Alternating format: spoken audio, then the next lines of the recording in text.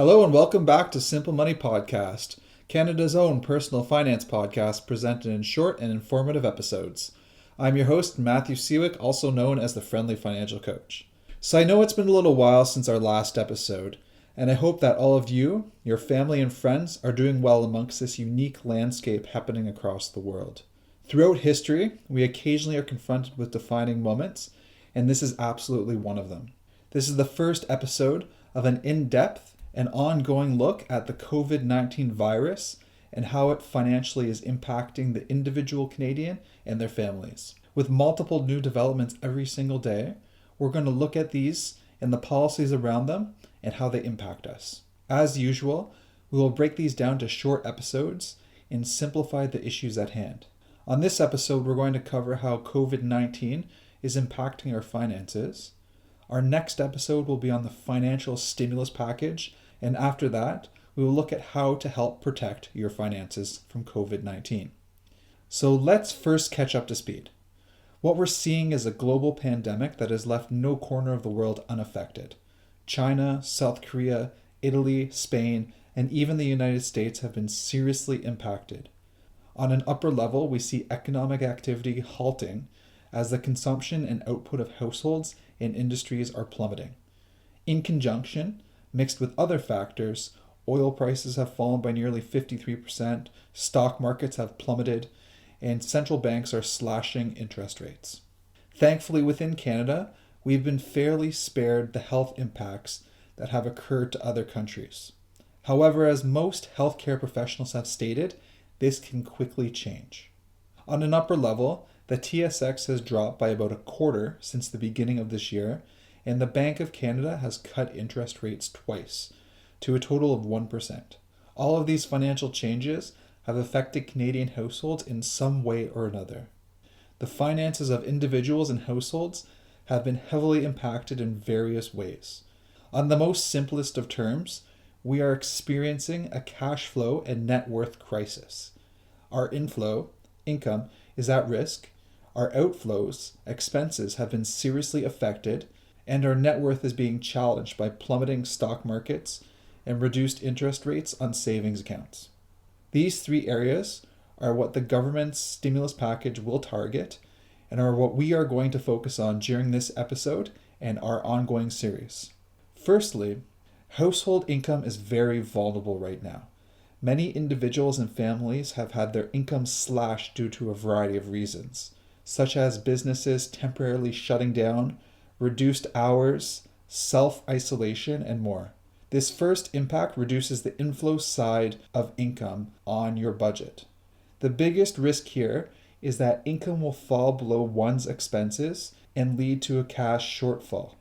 A drop in income can also lead to a reduction of funds used to achieve important financial goals like retirement or saving for a home purchase. One of the first government policies that was released was a revised EI sickness benefit.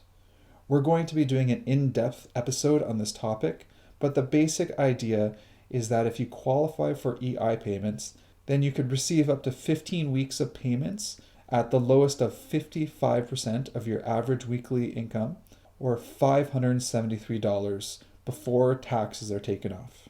Currently, individuals are able to take sick benefits for up to 2 weeks without a doctor's note and without a 1-week waiting period, which is typically the norm. The idea is that this benefit will provide a bottom support to one's income if one is not able to work due to a sickness.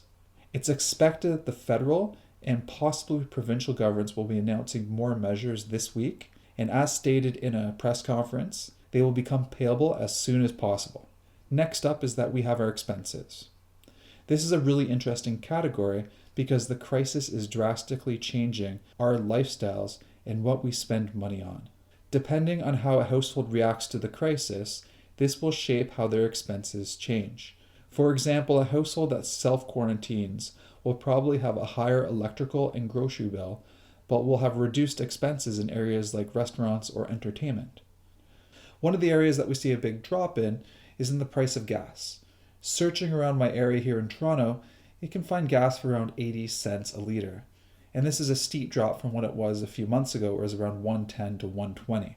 Panic buying has also unfortunately become the norm, with overconsumption of groceries and hoarding of certain household items like toilet paper and sanitation products. Expenses are being targeted by governments to help alleviate the financial stresses that are being caused by COVID-19. Some mortgage issuers are already allowing their holders to skip a payment or two, and there are talks of reducing the costs of utility bills. It's expected that the Canadian government will target this area tomorrow, and a stimulus package will help alleviate the regular expenses that Canadians have. Stay tuned to the next episode where we cover the contents of the stimulus package. The last area that's being financially impacted are our households' net income. The large impact here has been caused through the collapse of financial markets. Investments have plummeted across the world, cutting some households' net income drastically. It's obviously extremely frightening to experience such drastic drops to your hard-earned funds. Seeing a 25% reduction is something that is not easy to experience and can obviously incite fear. It also doesn't help when there is a general sense of panic as details change by the hour. The first thing to remember is that if you're affected by a drop in your investments, you only have a loss if you sell your investments. History has shown that these markets will bounce back after a crisis if you hold your course steady. I actually began my financial career just before the Great Recession over a decade ago, and the general climate was actually very similar. There was a lack of information and an overall panic on where everything will end up. At that time, people didn't even know if companies were going to survive the week. This can obviously be very frightening. However, in hindsight, everything worked out and there was a really strong recovery afterwards. This drop in the market actually offers many buying opportunities for those that feel courageous enough and have the resources to put money aside. One opportunity that I've currently been watching has been financial institutions. Many of these are paying dividends that range from 6 to 8%.